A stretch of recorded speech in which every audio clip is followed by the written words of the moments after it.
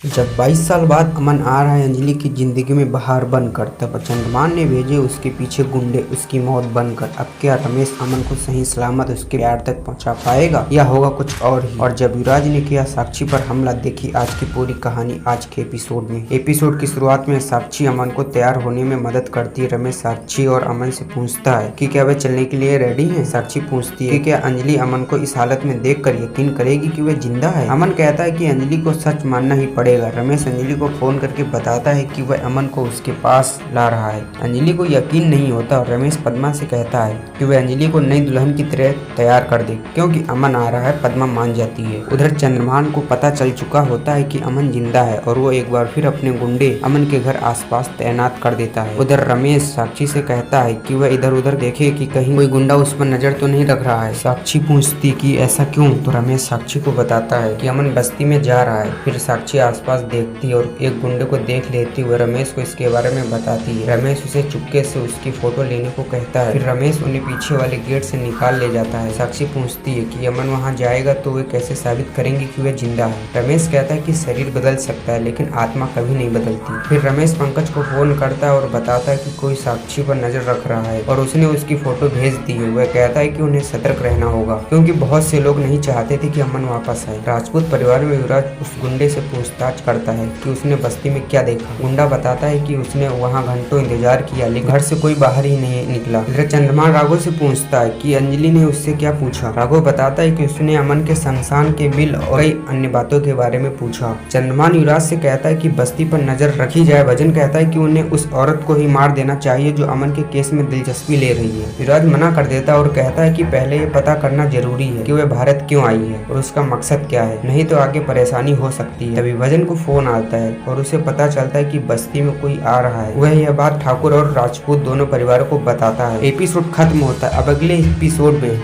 Episode में अमन अंजलि के सामने पहुंचता है। देखिए अब आगे की रहस्यमय कहानी अगले एपिसोड में। धन्यवाद दोस्तों।